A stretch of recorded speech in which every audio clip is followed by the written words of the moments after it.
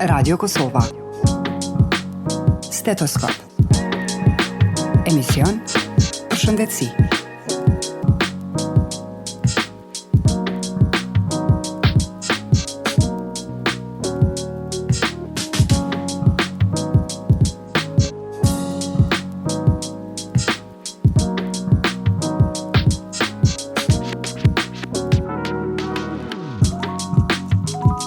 Sezoni i gripit dhe të ftohurave ka filluar. Këtë konfirmon edhe Instituti Kombëtar i Shëndetit Publik, i cili njoftoi se gripi po qarkullon edhe në Kosovë si në shumicën e vendeve të kontinentit evropian.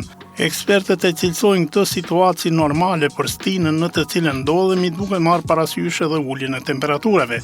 Gripi sezonal është smundje akute infektive, e cila të një numër i konsideruar i rasteve shkakton komplikime serioze shëndetësore, veçanërisht te fëmijët, të moshuarit dhe ata me smundje kronike, ndërsa vakcina kundër gripit është mënyra më e mirë për të reduktuar rrezikun e infektimit dhe përhapjen e virusit. Simptomat e gripit fillojnë papritur dhe mund të zgjasin disa ditë deri në disa javë. Simptomat më të zakonshme janë temperatura e lartë, ethe, koll, lodhje, dhimbje fyti, kokë dhe dhimbje muskulore. Disa smundje kronike mund të rrisin rrezikun për komplikacione serioze nga gripi. Obeziteti ekstrem, astma, smundjet kronike të mëlçisë, smundje renale kronike, probleme të sistemit imunitar, smundje pulmonare, smundje kardiake, diabet, smundje neurologjike dhe probleme të neurozhvillimit. Përgjithsisht gripi kalon lehtë pa kërkuar ndonjë mjekim specifik. Megjithatë, për disa persona me probleme shëndetësore, gripi mund të bëhet një smundje serioze dhe madje fatale për jetën. Mjekët rekomandojnë që në rastet kur jeni prekur nga gripi, të qëndroni në shtëpi, të kufizoni daljen në ambiente të ftohta, të konsumoni ushqime të ngrohta, të pini sa më shumë lëngje dhe të kufizoni kontakte direkte dhe indirekte, si dhe të konsultoheni me mjekun.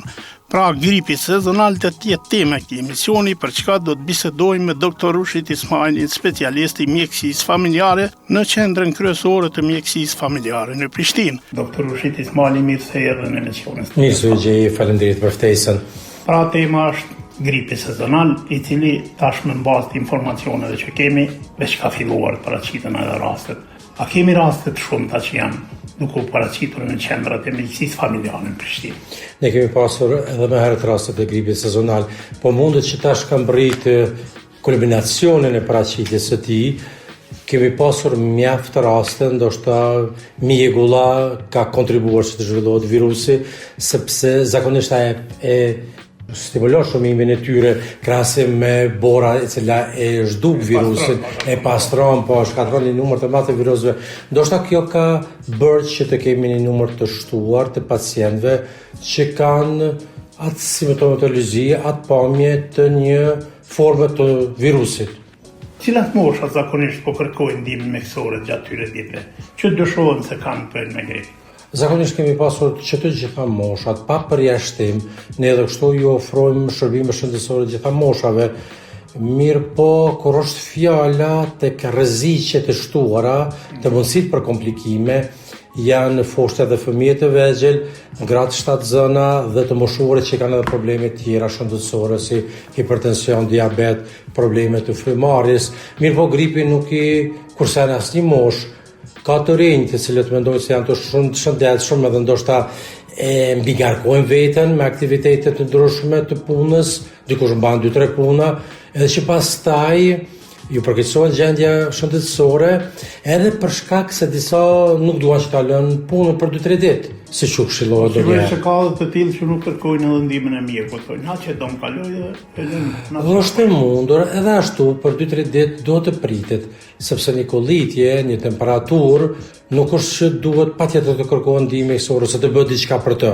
Mirë, po nëse zgjat më shumë se 3 ditë, edhe nëse shenjat janë goxha të rënda, atëherë është mirë që të kërkohet ndihma e mjekut familjar. Cilat janë simptomet kryesore që ankohen pacientët që vinë gjatë këtyre ditëve? Në shumicën e rasteve është kollitja, është simptomi i parë. Mirë po, kanë edhe të shtitje, kanë shkuarje të hundëve, kanë dhimbje fyti, vështirësi në frymarrje ndonjëherë, kanë dhimbje të trupit, edhe këto simptome janë shumë të ngjashme me çdo virus tjetër.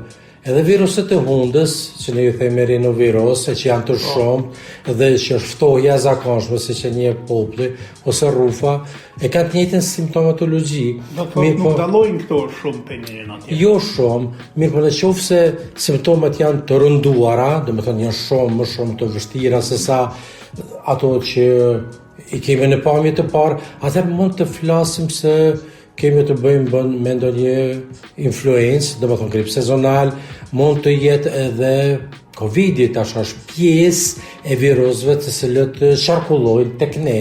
A kemi edhe raste me Covid gjatë tyre ditëve? Po, patjetër, tani Covid-i është bërë pjesë integrale, them ashtu, e virusëve të tjerë, se për herë të parë është shfaqur vite më parë, edhe atëherë edhe nuk kemi njohur, organizmi nuk ka ditur se me kë po përballet. Mirë po tani ne kemi krijuar mekanizma mbrojtjes kundër këtij virusi.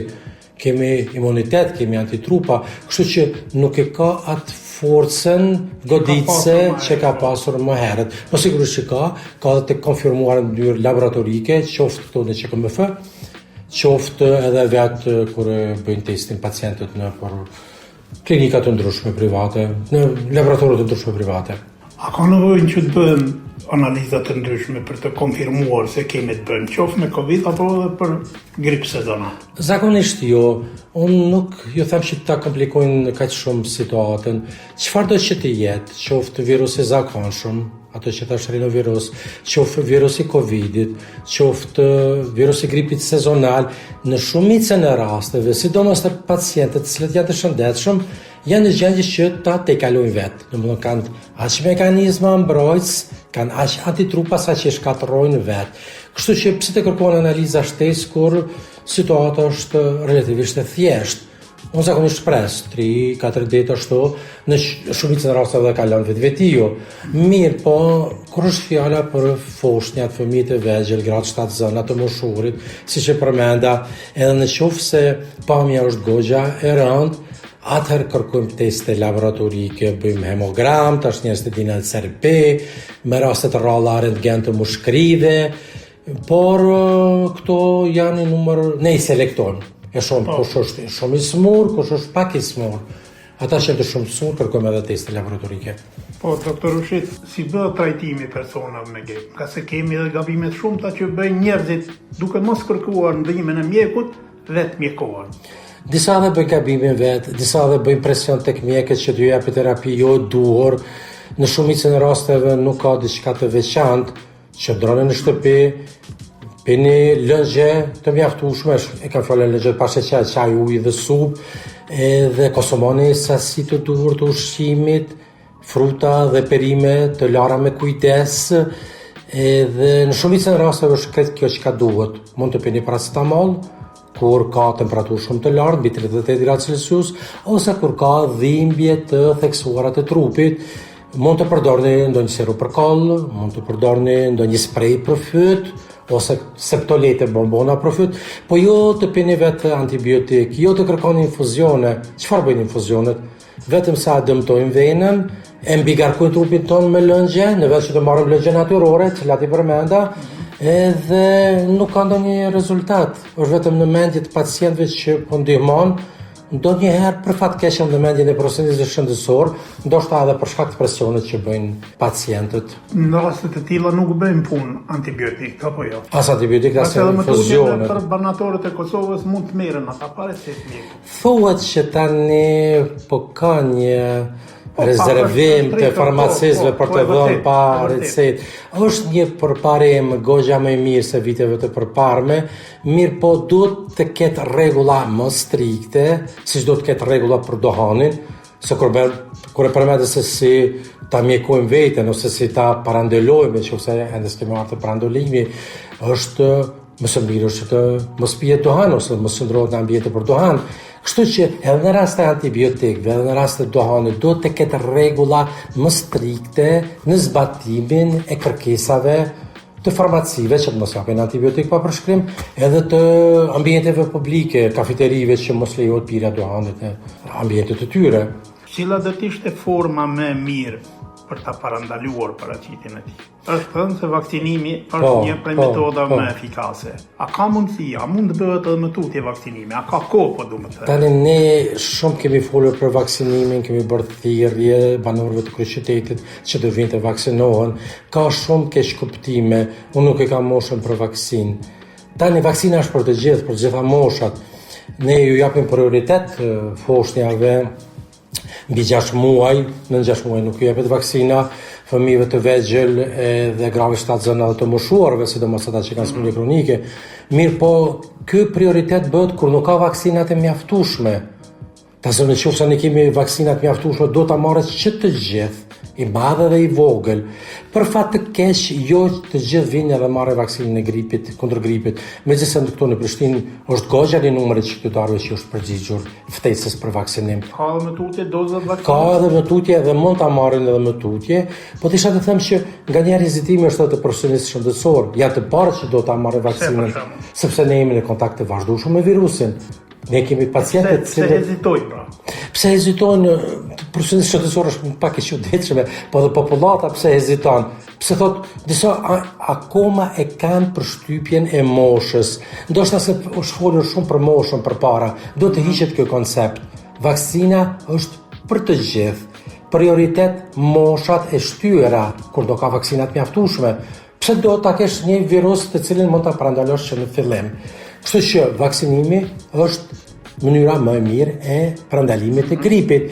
E dyta është që ne kemi akoma vaksina dhe akoma ka mundësi që të merret vaksina në qoftë se dikush nuk ka virus tani, domethënë nuk ka shenjat e virusit, nuk ka temperaturë, nuk ka kollitje, mund të vijë ta marr vaksinën. Përndryshe do të pres derisa të kalojë temperatura. Sa kohë duhet kaloj që të filloj të veproj vaksina kundër gripit? Fillon në momentin që relativisht shpejt fillon më njëherë krijon antitrupa dhe ne jemi të mbrojtur. Mirë po, më së miri është që të merret në sezon. Atëherë kur vjen vaksina, tetorit, kur vjen tetori, atëherë akoma ka kohë për vaksinë. Po virusin e kemi gjithmonë, edhe ata gjithmonë ndryshojnë formën, sepse kështu është evolucioni, edhe ata duan që të mbijetojnë.